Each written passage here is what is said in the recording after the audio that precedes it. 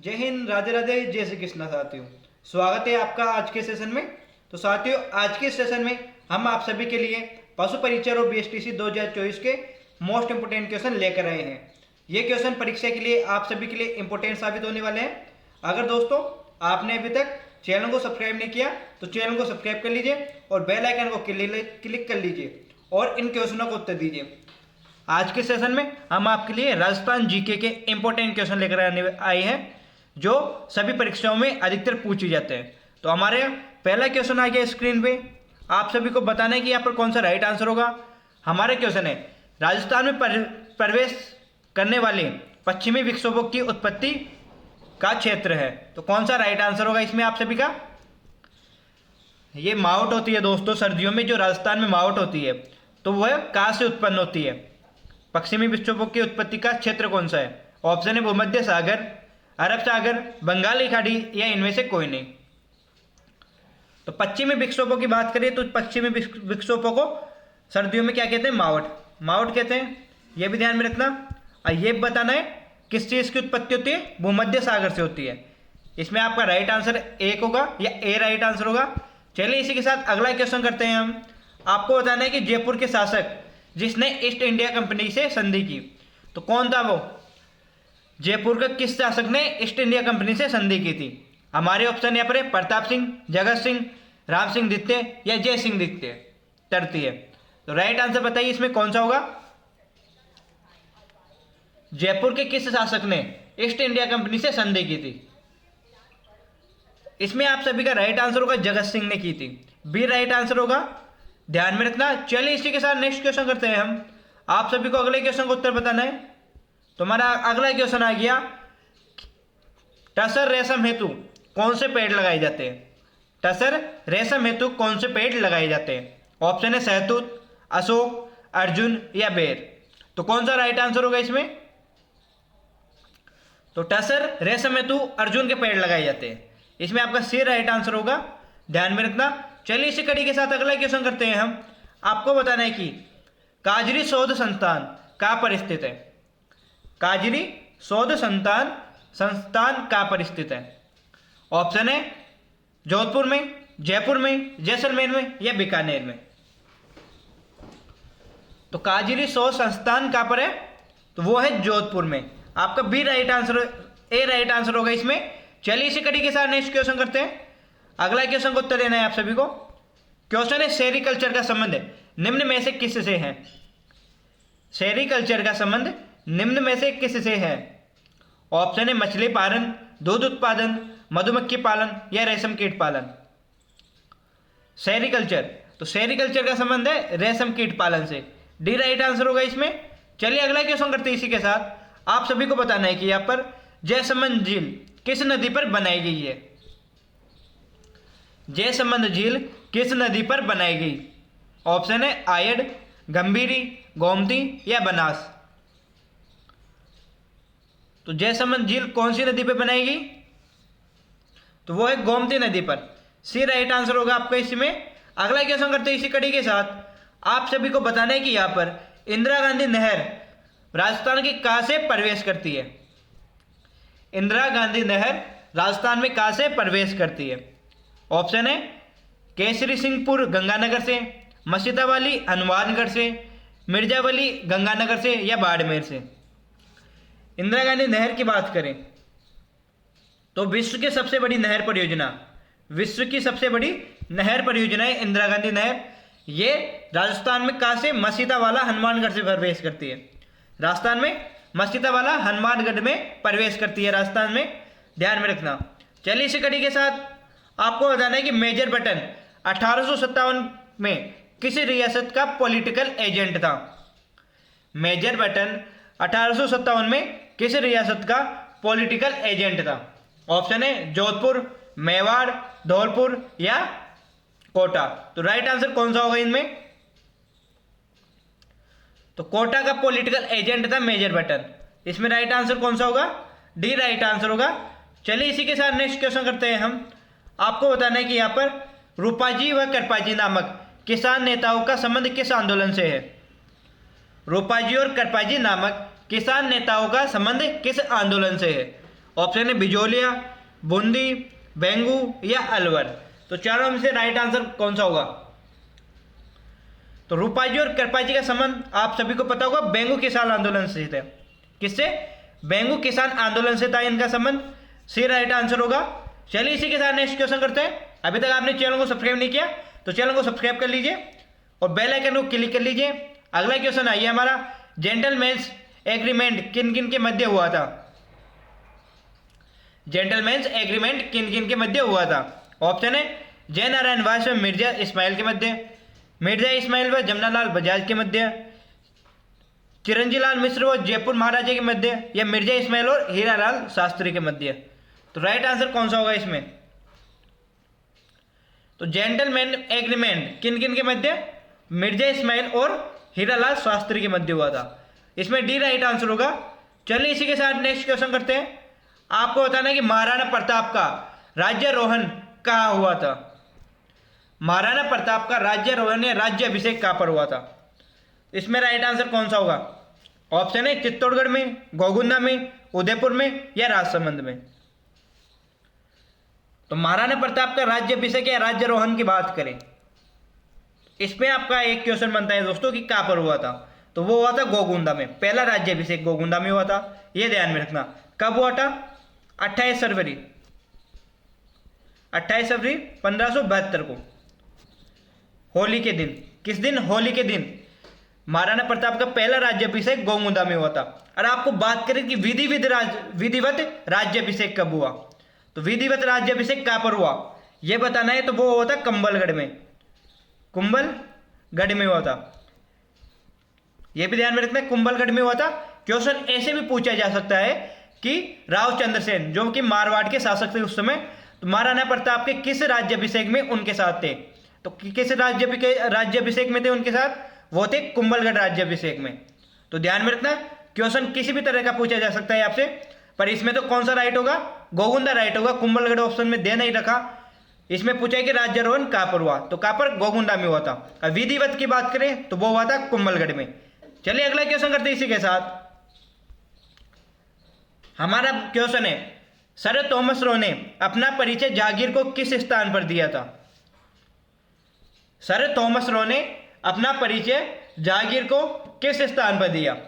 Option है मेहरानगढ़ जोधपुर में, लोहागढ़ भरतपुर में, मेघनी दुर्ग अजमेर में या वसंतगढ़ दुर्ग सिरोही में। तो राइट आंसर कौन सा होगा? तो सर थॉमस रो ने जहांगीर को अपना परिचय किस स्थान पे दिया? तो हम बताते हैं उसमें राइट आंसर होगा सी, मेघनीज दुर्ग अजमेर में दिया था। इसे अकबर का दुर्ग भी कहते हैं या अकबर का किला भी कहते हैं, ध्यान में रखना। अगला क्वेश्चन करते हैं इसी के साथ। आपको बताना है कि निम्न में से किस ग्रंथ की रचना महाराणा कुंभा ने नहीं की? निम्न में से किस ग्रंथ की रचना महाराणा कुंभा ने नहीं की?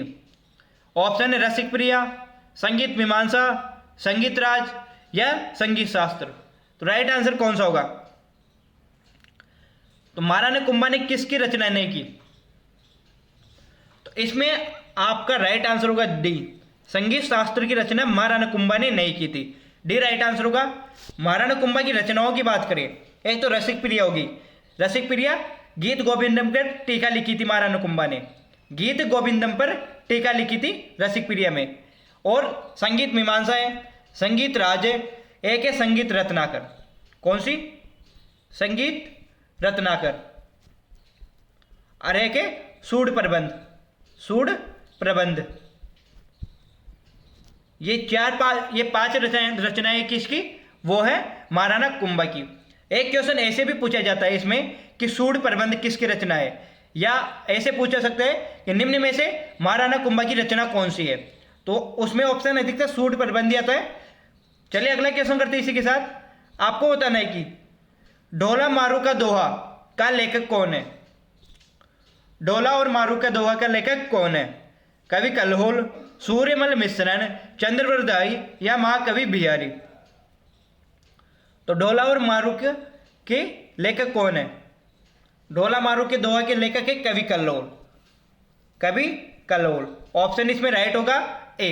ध्यान में रखना, ढोला मारू की प्रेम कथा का वर्णन है इस दोहे में, ढोला मारू की प्रेम कथा का वर्णन है अगला क्वेश्चन करते हैं इसी के साथ। आप सभी को बताना है कि यहाँ पर किस चित्रशैली पर मुगल प्रभाव अधिक पड़ा।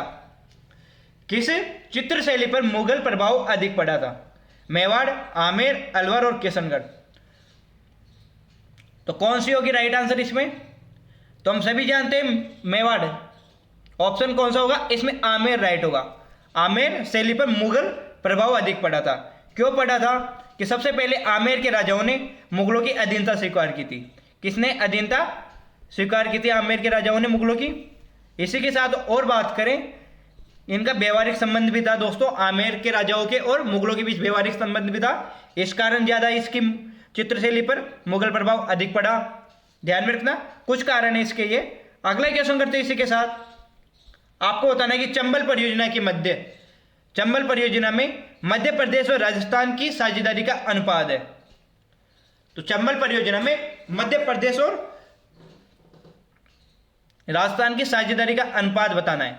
ऑप्शन है 40:60, 50:50, 60:40 या 70:30। तो राइट आंसर कौन सा होगा? तो मध्य प्रदेश और राजस्थान के साझेदारी का अनुपात कितना है चंबल परियोजना में? तो वो होगा 50-50%। कितना? 50-50% होगा। ध्यान में रखना। चलिए इसी के साथ नेक्स्ट क्वेश्चन करते हैं हम। आपको बताना है कि लसाड़िया का पठार कौन से जिले में है? लसाड़िया का पठार कौन से जिले में है? उदयपुर, सलुम्बर, कोटा या बारा? तो राइट आंसर कौन सा होगा इसमें? तो लसाड़िया का पठार है उदयपुर में। ऑप्शन इसमें ए राइट होगा। लसाड़िया से बात करें तो लसाड़िया आंदोलन किसने चलाया था? एक क्वेश्चन ये भी आता है कि लसाड़िया आंदोलन किसने चलाया था? तो वो चलाया था संत माऊजी ने। संत माऊजी ने लसाड़िया आंदोलन चलाया था। चलिए इसी कड़ी के साथ नेक्स्ट क्वेश्चन करते हैं। आपको बताना है कि राजस्थान में मरु महोत्सव कहाँ मनाया जाता है? राजस्थान में मरु महोत्सव कहाँ पर मनाया जाता है? ऑप्शन है जोधपुर, जैसलमेर, बीकानेर या बाड़मेर। तो मरु महोत्सव कहाँ पर मनाया जाता है राजस्थान में? तो वो मनाया जाता है जैसलमेर में। जैसलमेर में सर्दियों के दौरान जनवरी महीने में, अधिकतर जनवरी महीने में मनाया जाता है मरु महोत्सव। चलिए अगला क्वेश्चन करते हैं इसी के साथ। आपको बताना है कि विभीषण मंदिर कौन से जिले में स्थित है? विभीषण मंदिर कौन से जिले में है? ऑप्शन है कोटा, बारा, चित्तौड़गढ़ या अजमेर। तो बताइए विभीषण मंदिर कहां पर है? तो प्यारे साथियों इसमें राइट आंसर आपका होगा कोटा। कोटा के कैथून में। कोटा के कैथून में विभीषण मंदिर स्थित है। एकमात्र विभीषण मंदिर है ये। चलिए नेक्स्ट क्वेश्चन करते हैं इसी के साथ। अगला क्वेश्चन का उत्तर देना है आपको। दीप महोत्सव कहाँ प्रसिद्ध है? दीप महोत्सव कहाँ का प्रसिद्ध है? पुष्कर का, नागदा का, कोलायत का या शाहपुरा का? तो दीप महोत्सव कहाँ का प्रसिद्ध है? तो दीप महोत्सव प्रसिद्ध है कोलायत झील का या कोलायत का। ध्यान में रखना, सी राइट आंसर होगा इसमें। कौन सा? आपका सी राइट आंसर हो जाएगा, कोलायत झील में यहाँ का दीप महोत्सव प्रसिद्ध है। कोलायत की बात करें या कोलायत झील की बात करें तो ये कोलायत में कपिल मुनि। दोस्तों आपने कपिल मुनि का नाम सुना होगा, उसकी तपोभूमि है कोलायत, यह भी ध्यान में रखना। और कोलायत झील को अपवित्र कौन मानते हैं? कौन मानते हैं? तो हम जानते हैं करणी माता के सेवक। करणी माता के सेवक कोलायत झील को अपवित्र मानते हैं क्योंकि करणी माता के दत्तक पुत्र करणी माता के दत्तक पुत्र लक्ष्य सिंह या लाखा की इसमें डूबने के कारण मौत हो गई थी। चलिए इसी के साथ नेक्स्ट क्वेश्चन करते हैं हम। क्वेश्चन है बेंगू किसान आंदोलन का नेतृत्व किसने किया? बेंगू किसान आंदोलन का नेतृत्व किसने किया? ऑप्शन है भोगीलाल पांड्या, मणिकलाल वर्मा, विजय सिंह पतिंग या राम नारायण चौधरी। बेंगू किसान आंदोलन का नेतृत्व किसने किया? तो वो किया था राम नारायण चौधरी ने। डी राइट आंसर होगा आपका। अगला क्वेश्चन करते हैं इसी के साथ। आपको बताना है कि संयुक्त राजस्थान के प्रधानमंत्री किसे बनाया गया? संयुक्त राजस्थान के बताना है आपको। तो संयुक्त राजस्थान के प्रधानमंत्री कौन बने? मणिकलाल वर्मा बने थे, जिनका संबंध उदयपुर से है। मणिकलाल वर्मा बने थे। चलिए नेक्स्ट क्वेश्चन करते हैं इसी के साथ। हमारा क्वेश्चन है कि 1857 के विद्रोह में तटीय तोपें दूसरी बार किस क्षेत्र में आए? तो दूसरी बार किस क्षेत्र में आए? 1857 के विद्रोह में। ऑप्शन है भरतपुर, बांसवाड़ा, डूंगरपुर या चित्तौड़गढ़। दूसरी बार आए थे ये बांसवाड़ा में। ऑप्शन बी राइट आंसर होगा। चलिए इसी के साथ नेक्स्ट क्वेश्चन करते हैं हम। आपको अगले क्वेश्चन का उत्तर बताना है। साथियों अभी तक आपने वीडियो को लाइक नहीं किया तो वीडियो को लाइक कर दीजिए। अगर सेशन अच्छा लग रहा है तो सेशन को शेयर भी कर दीजिए और बताना है कि थेवा कला किस राज्य की प्रसिद्ध है। थेवा कला किस राज्य की प्रसिद्ध है? प्रतापगढ़, राजसमंद, बांसवाड़ा और जालौर। तो थोड़ा प्रिंटिंग मिस्टेक है, राज्य नहीं है दोस्तों, यहाँ पर ये पर जिला है। राजस्थान के किस राज्य में थेवा कला प्रसिद्ध है? राजस्थान के किस जिले में थेवा कला प्रसिद्ध है? तो राज्य ना होगा, यहाँ पर जिला होगा, तो वो होगा प्रतापगढ़ में थेवा कला प्रसिद्ध है। प्रतापगढ़ की थेवा कला पूरे भारत में प्रसिद्ध है। चलिए इसी के साथ नेक्स्ट क्वेश्चन करते हैं।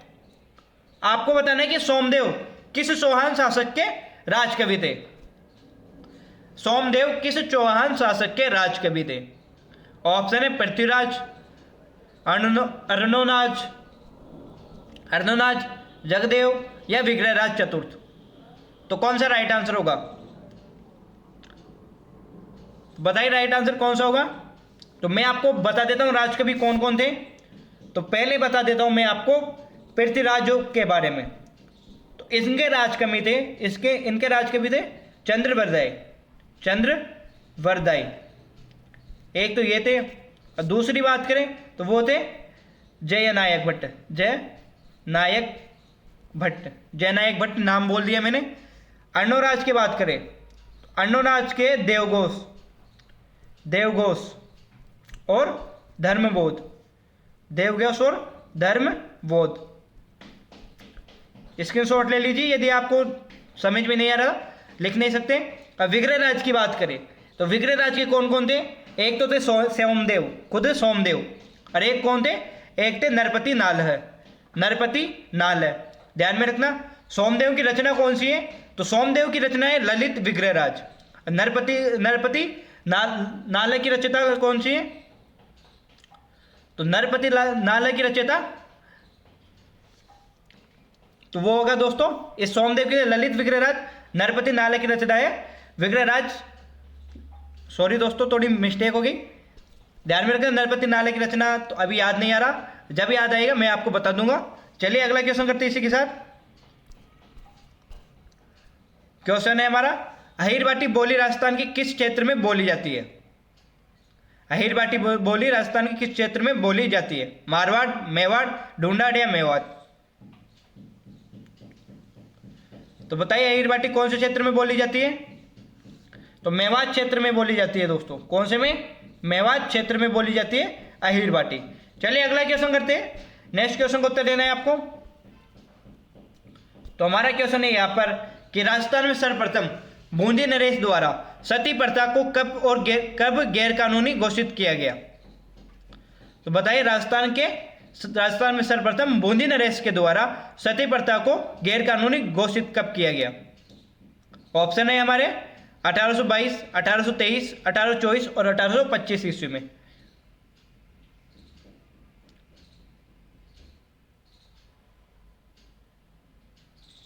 तो राइट आंसर कौन सा होगा? तो इसमें राइट आंसर हो जाएगा आपका 1822 ईस्वी में। ऑप्शन ए राइट आंसर हो जाएगा। चलो दोस्तों नेक्स्ट क्वेश्चन करते हैं। अगला क्वेश्चन करने से पहले मुझे अभी याद आ गया कि विग्रहराज की रचयिता कौन सी है? नरपति नाल की रचयिता है विशलदेव रासो। नरपति नाल की रचना है। थोड़ा जिस टाइम पे थोड़ा दिमाग से आउट हो गया था, अब याद है कि विशलदेव रासो, नरपति नाल की रचना और सोमदेव की रचना ललित विग्रहराज। चलिए नेक्स्ट क्वेश्चन करते हैं अब। तो हमारा अगला क्वेश्चन आ गया यहाँ पर। आपको बताना है कि राजस्थान का राज्य अभिलेखागार स्थित है, तो कहां पर स्थित है? राजस्थान का राज्य अभिलेखागार कहां पर स्थित है? जयपुर, बीकानेर, जोधपुर या उदयपुर। तो इसमें आपका राइट आंसर होगा कहां पर है? बीकानेर में है। अभिलेखागार कहां पर है राजस्थान का? तो वो है बीकानेर में। चलिए अगला क्वेश्चन करते हैं इसी के साथ। क्वेश्चन है बालोतरा का प्राचीन समय में किस नाम से जाना जाता था? या बालोतरा को प्राचीन समय में किस नाम से जाना जाता था? बालोतरा की बात करें तो प्राचीन समय में उसे खेड़ा के नाम से जाना जाता था। ऑप्शन बी राइट आंसर होगा। चलिए इसी कड़ी के साथ नेक्स्ट क्वेश्चन करते हैं। इंदिरा गांधी नहर परियोजना की कुल लंबाई लगभग कितनी है? तो इंदिरा गांधी नहर योजना की लंबाई कितनी है? ऑप्शन है 150 किलोमीटर, 350 किलोमीटर, 650 किलोमीटर या 850 किलोमीटर। तो इंदिरा गांधी नहर की बात करें तो उसकी लंबाई है लगभग 650 किलोमीटर।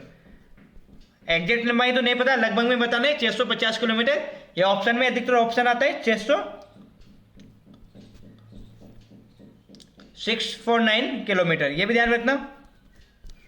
ये भी हो सकता है और 650 भी हो सकता है, अगर ध्यान में रखना। और राजस्थान में इसकी लंबाई की बात करें तो राजस्थान में इसकी लंबाई है 480 किलोमीटर।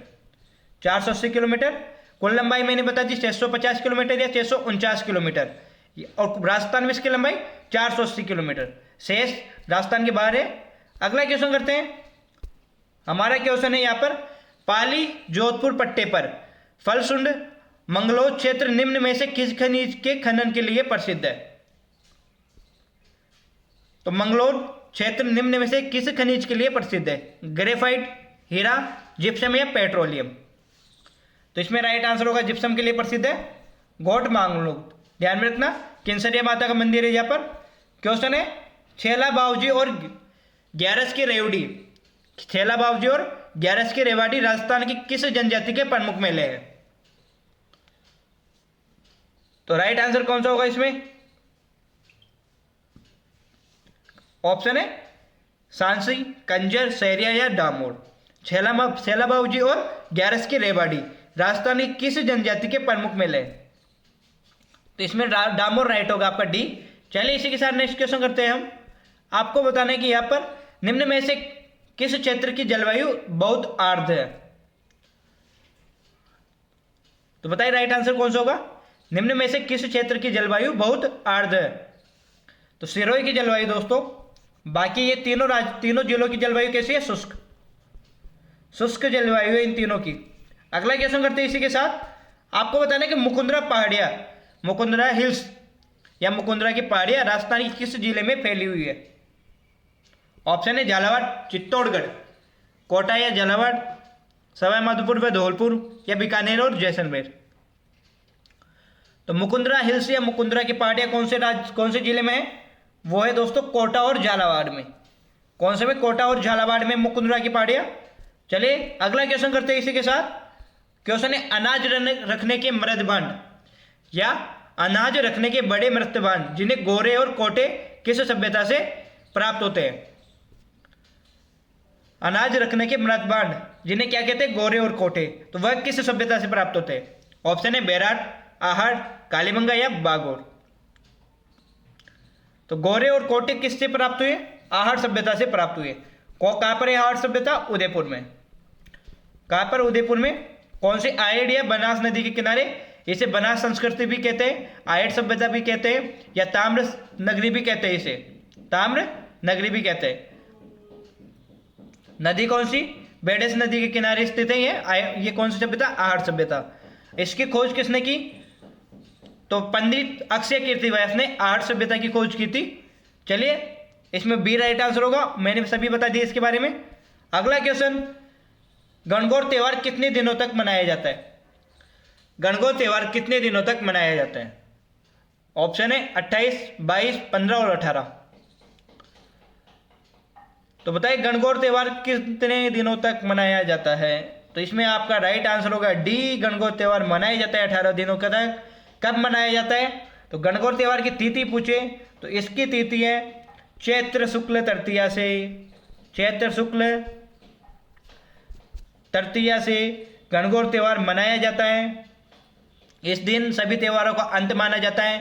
राजस्थान में कहावत है कि तीज त्योहारा बावड़ी ले डूबी गणगौर, कि तीज से तो त्योहारों की शुरुआत होती है और गणगौर पर त्यौहार समाप्त हो जाते हैं। तो चैत्र शुक्ल तृतीया को राजस्थान में सभी त्योहारों का अंत माना जाता है, ध्यान में रखना। और तीज से सभी त्योहारों का प्रारंभ माना जाता है।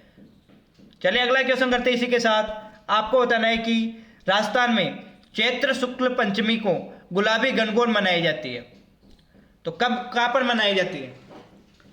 क्वेश्चन सीधा सीधा ऐसे भी पूछा जा सकता है कि गुलाबी गणगौर कहाँ पर मनाई जाती है, या अब ये तो आपने तिथि यहाँ पर तिथि दे रखा है, तो तिथि के अकॉर्डिंग बनाया है कि चैत्र शुक्ल पंचमी को गुलाबी गणगौर कहाँ मनाई जाती है। ऑप्शन ए जोधपुर, बूंदी, नाथद्वारा और भिलाई। तो गुलाबी गणगौर कहाँ पर मनाई जाती है? नाथद्वारा में मनाई जाती है। कहाँ पर? नाथद्वारा में मनाई जाती है।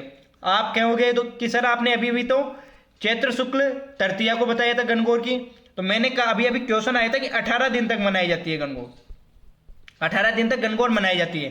तो अलग अलग क्षेत्र में अलग अलग एरिया वाइज है जो अलग अलग तिथि को मनाता है गणगौर, ये भी ध्यान में रखना। राजस्थान में 18 दिन तक गणगौर मनाई जाती है और सभी अपने अकॉर्डिंग मनाते हैं, 18 दिन में कभी भी मना लेते हैं वो। चलिए अगला क्वेश्चन करते हैं इसी के साथ।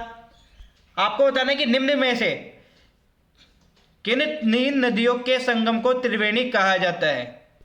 निम्न में से किन तीन नदियों के संगम को त्रिवेणी कहा जाता है? ऑप्शन है बनास, मैनाल और बेडच, गंभीरी, मानसी और धुंध, कोटारी, खोरी और बेडच, सोम, आहू और बांडी। तो राइट आंसर कौन सा होगा? तो किन तीन नदियों के संगम को कहा जाता है? तो त्रिवेणी कहा जाता है। बनास, मैनाल और बेडच, इन तीनों के संगम को कहा जाता है त्रिवेणी संगम। इसी के साथ एक त्रिवेणी संगम है सोम माही, वेनेसो धाम में दोस्तों, ये सोम माही और जाखम, सोम माही और जाखम के। और इसी के साथ एक त्रिवेणी संगम और बढ़ता है राजस्थान में, एक त्रिवेणी संगम और है जहाँ पर मीना जाति के मेला बढ़ता है, मीना जाति का। तो वो त्रिवेणी संगम कहाँ पर है ये बताना है आपको कमेंट सेक्शन में, कहाँ पर बढ़ता है और उनकी नदियाँ कौन कौन सी ये भी बताना है आपको। चलिए अगला क्वेश्चन करते हैं हम। आपको बताना है कि राजस्थान का पहला एथेनॉल प्लांट कहाँ लगाया जाएगा? तो बताइए राइट आंसर कौन सा होगा? राजस्थान का पहला एथेनॉल प्लांट कहाँ लगाया जाएगा? क्वेश्चन को ध्यान से पढ़ना, फिर उत्तर देना। ऑप्शन है मैनाबाली हनुमानगढ़ में, सूरतगढ़ श्रीगंगानगर में, सालासर गांव बीकानेर में, या पंचभद्रा बालोतरा में। तो एथेनॉल प्लांट कहाँ पर लगाया जाएगा?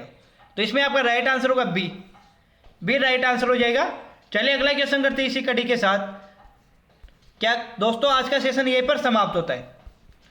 सेशन की समाप्ति यहीं पर होती है, सभी क्वेश्चन समाप्त हो चुके हैं हमारे। तो आपको कमेंट सेशन में बताना है कि आज का आपको ये सेशन कैसा लगा। अगर सेशन अच्छा लगा है तो सेशन को लाइक कर देना, अपने दोस्तों के पास शेयर कर देना। अगर आप चैनल में नए हो और अभी तक आपने चैनल को सब्सक्राइब नहीं किया तो चैनल को सब्सक्राइब करके बेल आइकन को जरूर क्लिक कर लेना।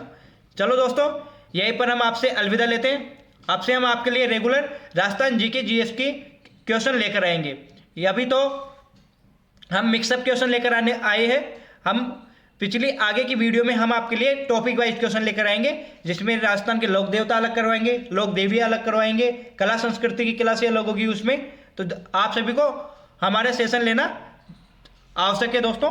चलिए हम यहीं से आपसे अलविदा लेते हैं।